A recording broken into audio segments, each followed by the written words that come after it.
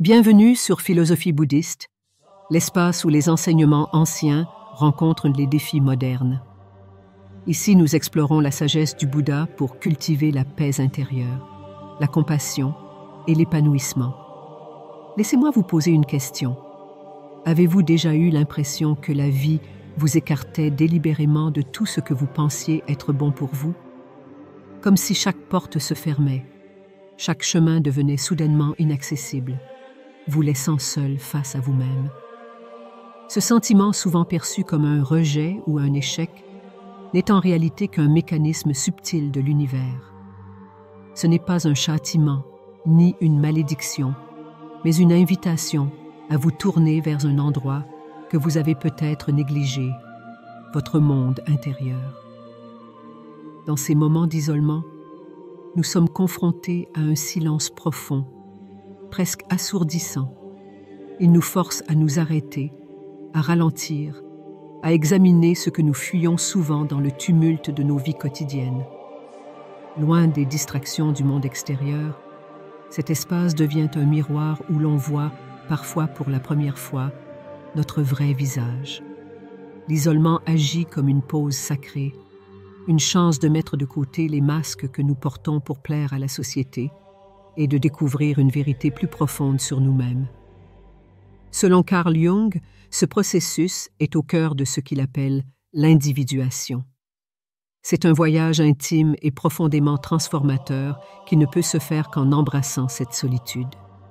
L'individuation, c'est bien plus qu'un simple développement personnel ou un alignement avec les attentes sociales. C'est un retour à soi, une exploration de ce qui se trouve sous la surface, là où résident nos véritables aspirations, nos désirs enfouis, mais aussi nos blessures et nos peurs. Pourquoi est-il si crucial d'accepter cette étape?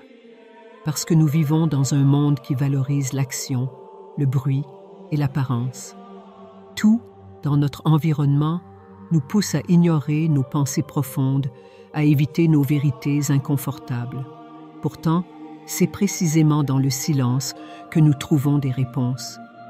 Lorsque l'univers vous isole, ce n'est pas pour vous punir, mais pour vous offrir une opportunité précieuse, celle d'écouter ces murmures que vous avez trop longtemps ignorés. Prenons un instant pour comprendre la puissance de ce silence. Il agit comme un révélateur. Vous commencez à entendre vos propres pensées avec une clarté déconcertante. Les souvenirs remontent, les émotions oubliées surgissent, et ce qui était enfoui au fond de votre être se dévoile. Cette expérience peut être troublante, car elle vous met face à des parties de vous-même que vous avez peut-être évitées, consciemment ou inconsciemment. Mais c'est précisément ici que commence le véritable travail. L'isolement est un outil puissant, car il élimine les distractions extérieures et nous oblige à examiner notre vie sous un nouvel angle. Les chemins que nous avons empruntés, les choix que nous avons faits et les croyances que nous avons adoptées sont tous remises en question. Et dans cette remise en question, une nouvelle clarté émerge. Vous commencez à distinguer ce qui est réellement vôtre et ce qui ne l'est pas. C'est un moment où vous réalisez que certaines aspirations ne viennent pas de vous, mais des attentes que les autres ont projetées sur vous. Mais pourquoi l'univers nous impose-t-il parfois cette solitude, même contre notre gré? Parce que souvent, nous sommes trop pris dans le flot de la vie pour prendre le temps de nous arrêter volontairement. Nous repoussons ces moments de réflexion, nous les fuyons. Et quand nous ne faisons pas le choix de nous isoler, la vie nous force à le faire. Ces périodes peuvent prendre la forme d'une séparation, d'une perte ou même d'un épuisement soudain. À première vue, elles semblent être des épreuves, mais en réalité, elles sont des bénédictions déguisées. Le silence devient alors un sanctuaire. Il nous permet d'aller au-delà de la surface, de sonder les profondeurs de notre âme. C'est un espace où nous pouvons questionner tout ce que nous prenons pour acquis. Nos valeurs, nos objectifs et même notre identité. Cette introspection n'est pas un luxe, c'est une nécessité. Sans elle, nous risquons de vivre une vie qui n'est pas réellement la nôtre. mais une vie dictée par les attentes et les normes extérieures. Ce processus, bien que difficile, est libérateur. Il nous donne la chance de nous redéfinir. C'est comme si nous effacions le tableau pour pouvoir y inscrire quelque chose de nouveau, quelque chose de vrai. Et cette vérité n'est accessible qu'à ceux qui ont le courage de se confronter à eux-mêmes dans le silence. Cependant, ce voyage intérieur n'est pas sans défi. L'un des plus grands obstacles est la peur. La peur de ce que nous pourrions découvrir sur nous-mêmes. La peur d'être insuffisant ou brisé. Mais la vérité, c'est que ce que nous trouvons dans ces moments d'introspection n'est pas notre faiblesse, mais notre force. Ce sont les parties de nous-mêmes qui, une fois reconnues et intégrées, nous rendent entiers. Imaginez que vous êtes dans une pièce sombre. Au début, vous ne voyez rien et cela vous effraie. Mais peu à peu, vos yeux s'ajustent et vous commencez à distinguer les contours, les formes, les détails. Ce qui semblait effrayant devient compréhensible et ce qui était caché devient évident. L'isolement fonctionne de la même manière. Il illumine ce que nous avons ignoré ou réprimé et nous donne l'occasion de le comprendre. Ce n'est pas un hasard si de nombreuses traditions spirituelles mettent l'accent sur la solitude comme un chemin vers l'illumination. Que ce soit dans la méditation, la retraite spirituelle ou même le simple fait de marcher seul dans la nature, ces moments de retrait sont universellement reconnus comme étant essentiels pour atteindre une clarté intérieure. Ils nous rappellent que parfois, les réponses que nous cherchons à l'extérieur se trouvent déjà en nous. Alors, la prochaine fois que vous vous sentez isolé, ne le voyez pas comme un fardeau, mais comme un cadeau. Prenez ce temps pour explorer ce que vous avez ignoré. Acceptez les émotions qui surgissent, même si elles sont inconfortables. Et souvenez-vous que chaque moment de silence est une opportunité de transformation, car c'est dans ce vide apparent que réside le potentiel de quelque chose de nouveau et de beau. Chaque période d'isolement, qu'elle soit choisie ou imposée, porte en elle une promesse, celle de vous rapprocher de votre essence véritable. C'est une invitation à vous redécouvrir, à redéfinir vos priorités et à embrasser pleinement qui vous êtes. L'univers ne vous éloigne pas des autres pour vous punir.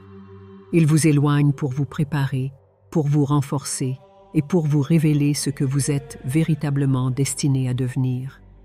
Avez-vous déjà senti qu'une part de vous-même restait enfouie, dissimulée dans l'ombre, comme si une force invisible vous empêchait d'exprimer pleinement qui vous êtes? Ces aspects cachés de nous-mêmes, que nous préférons ignorer ou nier, jouent pourtant un rôle central dans notre développement intérieur. Carl Jung appelait cela l'ombre.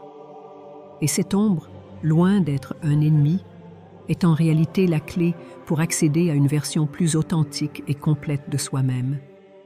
Mais pour y parvenir, il faut d'abord oser faire face à cette partie de nous que nous avons longtemps évitée.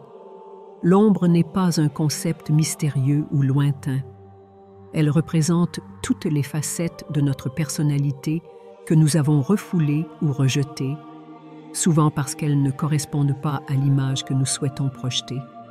Il peut s'agir de peur, d'insécurité, de désirs que nous jugeons inacceptables, ou même de talents et de forces que nous avons sous-estimés.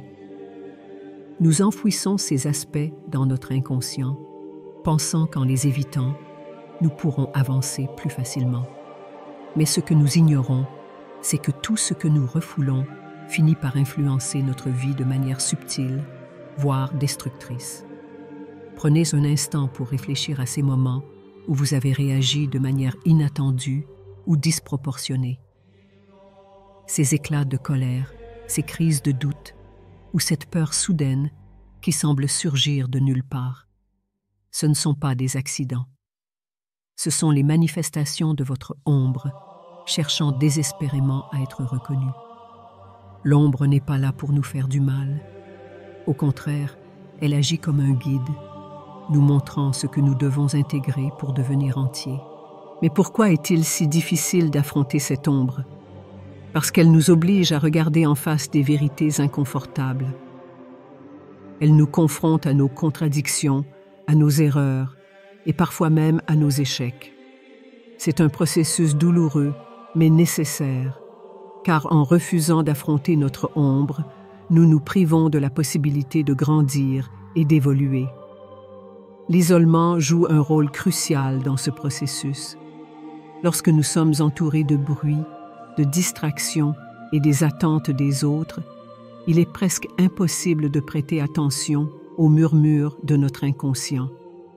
C'est dans le silence, loin des influences extérieures, que notre ombre commence à se révéler.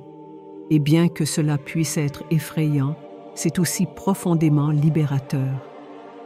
Car une fois que nous commençons à reconnaître ces aspects cachés de nous-mêmes, nous pouvons enfin travailler avec eux, au lieu de les laisser nous contrôler dans l'ombre. Carl Jung croyait que l'intégration de l'ombre était l'un des aspects les plus importants de l'individuation.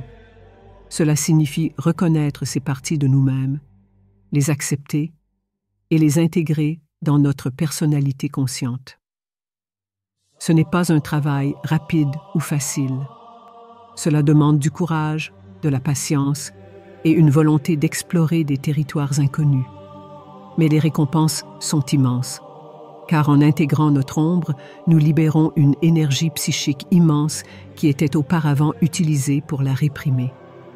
Cette énergie peut alors être redirigée vers des objectifs plus constructifs et créatifs. Il est important de comprendre que l'ombre n'est pas intrinsèquement mauvaise. Ce sont simplement des aspects de nous-mêmes que nous ne comprenons pas encore.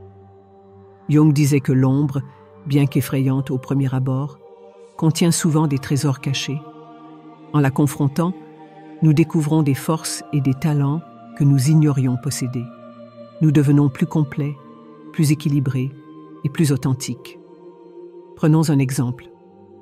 Imaginez une personne qui a toujours évité les conflits, préférant rester en retrait pour maintenir la paix. Elle pourrait penser qu'elle est simplement une personne calme et pacifique.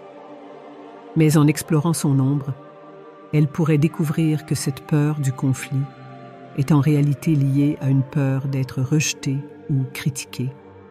En reconnaissant cette peur et en travaillant avec elle, cette personne pourrait apprendre à s'affirmer, à poser des limites et à défendre ses besoins. Elle deviendrait ainsi plus forte et plus confiante, tout en restant fidèle à sa nature pacifique. L'intégration de l'ombre est également essentielle pour nos relations avec les autres, car ce que nous refusons de voir en nous-mêmes, nous avons tendance à le projeter sur les autres. Par exemple, si nous refoulons notre colère, nous pourrions avoir tendance à la percevoir chez les autres, même lorsqu'elle n'est pas réellement présente. En intégrant notre ombre, nous devenons plus conscients de ces projections et nous pouvons alors interagir avec les autres de manière plus authentique et équilibrée. Mais comment entamer ce processus d'intégration? Tout commence par l'introspection. Prenez du temps pour vous, dans un espace calme et sans distraction. Posez-vous des questions honnêtes. Quelles sont les parties de moi-même que j'ai tendance à éviter ou à ignorer? Quelles émotions ou pensées me mettent mal à l'aise? Notez vos réponses sans jugement. Ce n'est qu'en reconnaissant ces aspects que vous pourrez commencer à travailler avec eux. Une autre étape importante est d'observer vos réactions dans la vie quotidienne. Quels sont les déclencheurs qui provoquent des émotions intenses en vous? Ces moments sont souvent des indices sur les parties de votre ombre qui cherchent à être reconnues. Par exemple, si vous ressentez une jalousie intense envers quelqu'un, cela pourrait révéler un désir ou une insécurité que vous avez refoulé. En explorant ces émotions, vous pouvez mieux comprendre votre ombre et apprendre à l'intégrer. Enfin, n'ayez pas peur de demander de l'aide. Parfois, il peut être difficile de faire ce travail seul. Un thérapeute ou un mentor peut vous guider dans ce processus en vous aidant à explorer votre ombre de manière sécurisée et constructive. L'ombre n'est pas un fardeau, C'est un cadeau. Elle nous montre où nous devons grandir, où nous devons guérir et où nous pouvons trouver notre véritable puissance. Mais pour recevoir ce cadeau, nous devons d'abord avoir le courage de la regarder en face. Et c'est dans ces moments d'isolement où le monde se tait que nous avons la meilleure opportunité de le faire. Alors, la prochaine fois que vous vous sentez submergé par vos émotions ou que vous avez l'impression de ne pas être à la hauteur, rappelez-vous ceci. Ces sentiments ne sont pas vos ennemis. Ils sont des messagers. Écoutez-les, apprenez d'eux et utilisez-les pour vous rapprocher de la personne que vous êtes réellement censé être. Car c'est en embrassant votre ombre que vous pouvez enfin briller dans toute votre lumière. Avez-vous déjà eu ce sentiment troublant que certains événements dans votre vie étaient plus que de simples coïncidences? Que ces moments, pourtant anodins en apparence, semblaient tissés d'une étrange signification, comme si l'univers lui-même essayait de vous transmettre un message. Carl Jung appelait cela la synchronicité, un phénomène où des événements apparemment sans lien prennent un sens profond lorsqu'ils se produisent ensemble.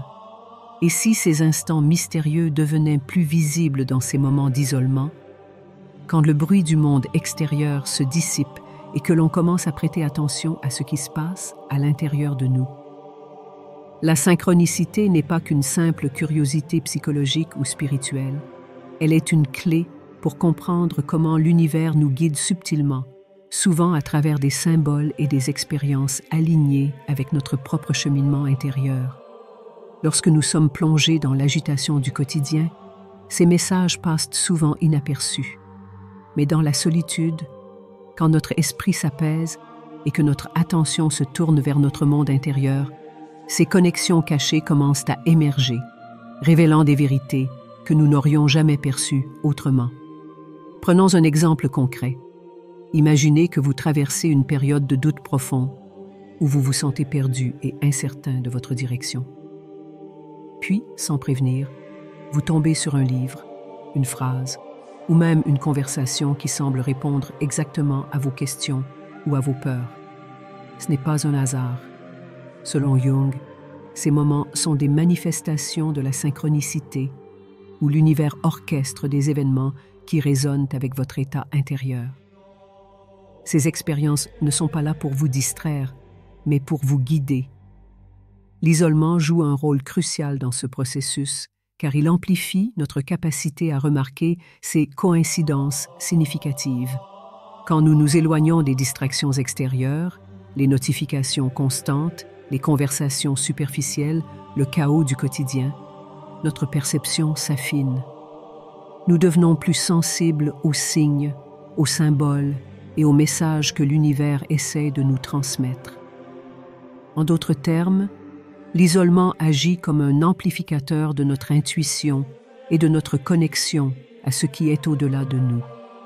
Mais cette ouverture à la synchronicité ne se limite pas à remarquer les signes extérieurs. Elle implique également une exploration profonde de notre inconscient. Jung croyait fermement que l'inconscient communiquait avec nous à travers des rêves, des visions et des symboles. Et c'est souvent dans ces moments de solitude que ces messages deviennent plus clairs. Lorsque le tumulte de nos pensées quotidiennes s'apaise, les vérités cachées de notre psyché commencent à émerger.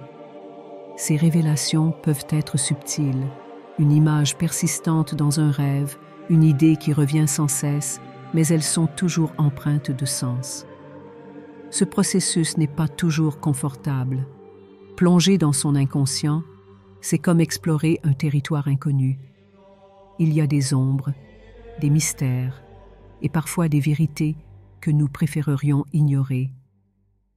Mais c'est précisément dans ces explorations que nous découvrons des trésors cachés. Ces moments de synchronicité et d'introspection nous montrent que, même dans nos moments les plus solitaires, nous ne sommes jamais vraiment seuls. L'univers est toujours là, à murmurer des vérités, à tracer des chemins, à offrir des réponses, si nous avons le courage de les écouter. Un aspect fascinant de la synchronicité est qu'elle transcende le temps et l'espace.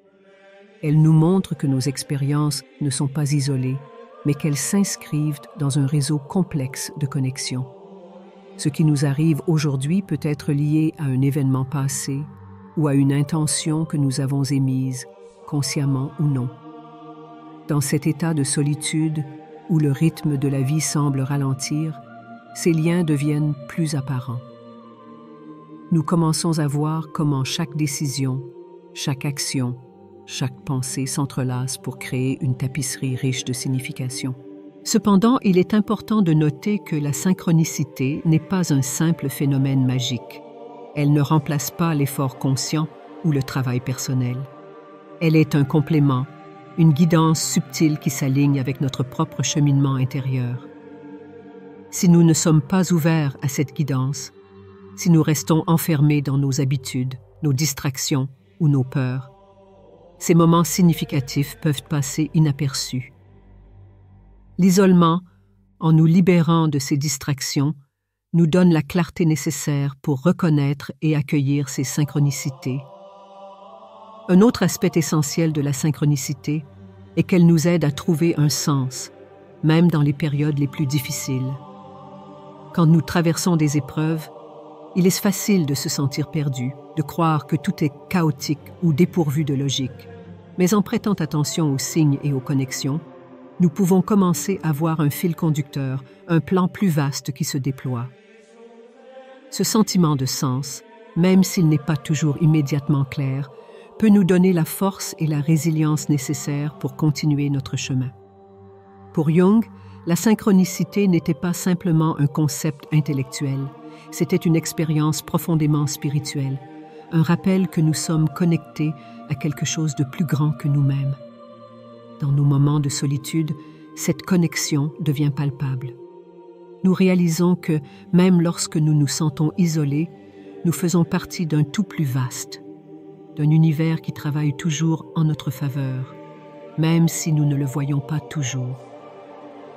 Ainsi, l'isolement n'est pas un vide. C'est un espace riche de possibilités, un terrain fertile où nos rêves, nos intuitions et nos synchronicités peuvent s'épanouir.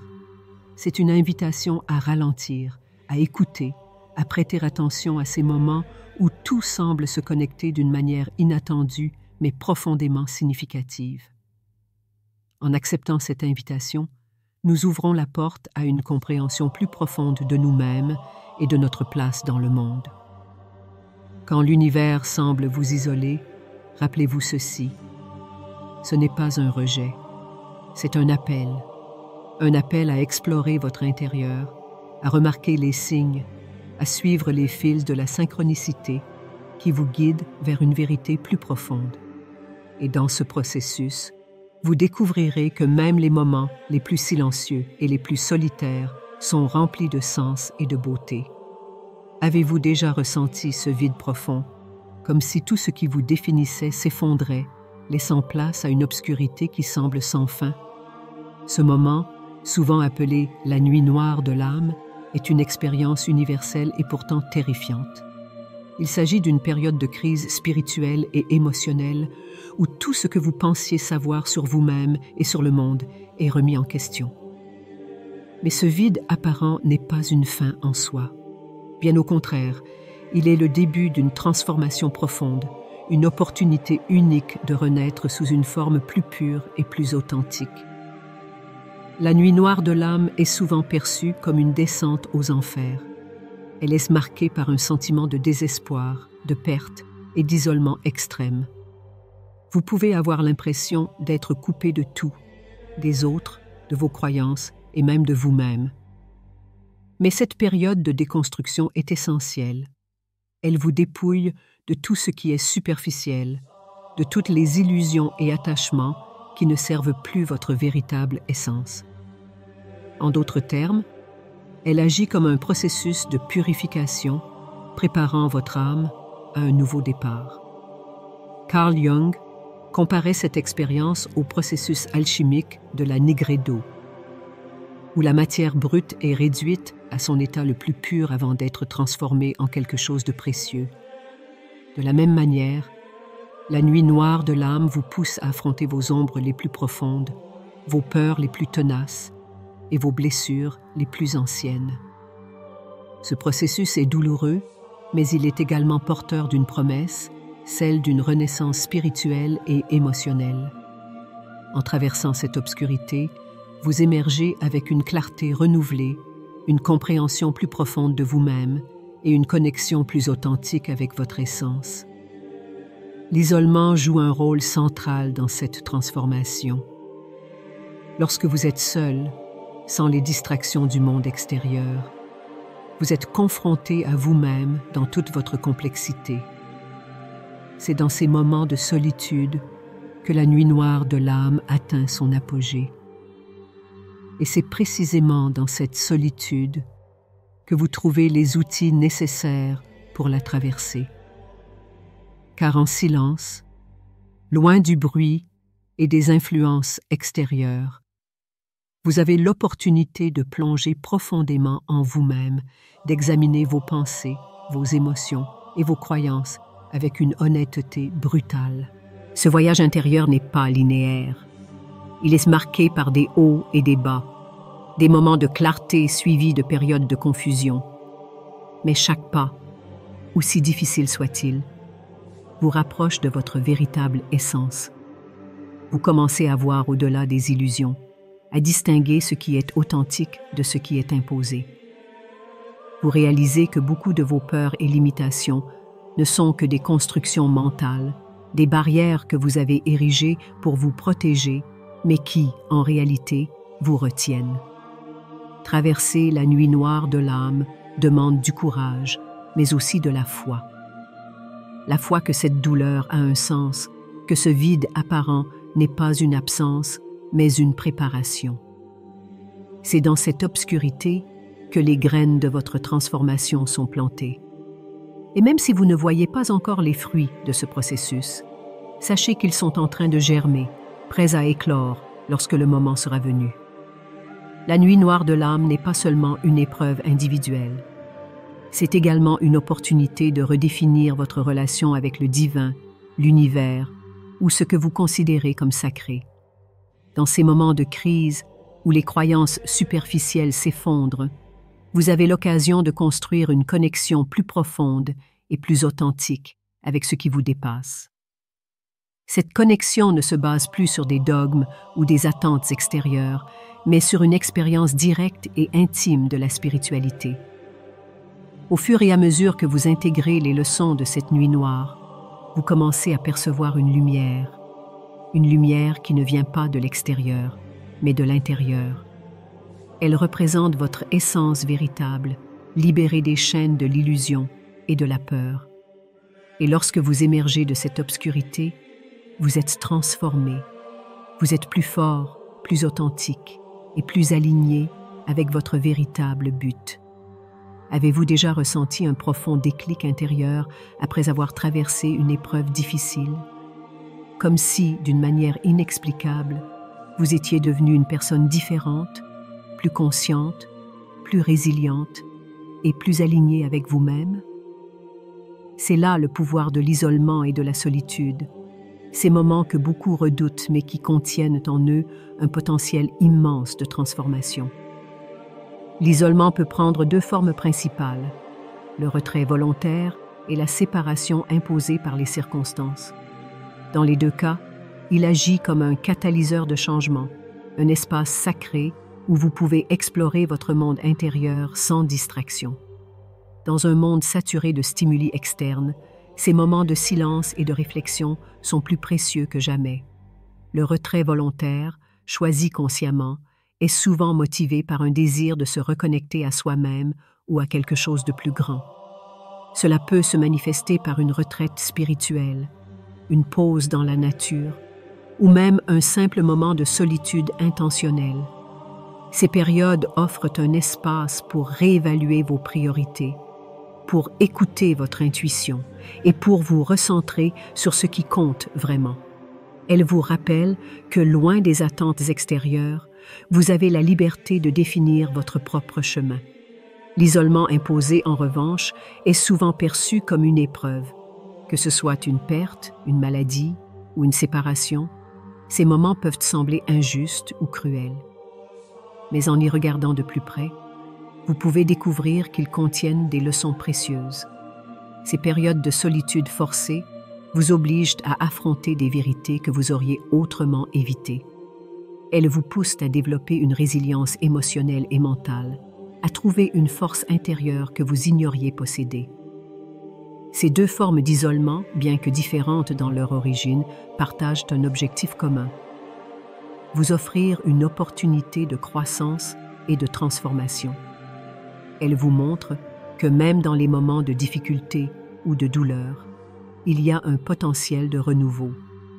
L'isolement n'est pas une punition, c'est une préparation, une chance de vous débarrasser de ce qui ne vous sert plus et de faire de la place pour quelque chose de nouveau. En cultivant cette relation avec l'isolement, vous apprenez à l'accueillir non pas comme un ennemi, mais comme un allié.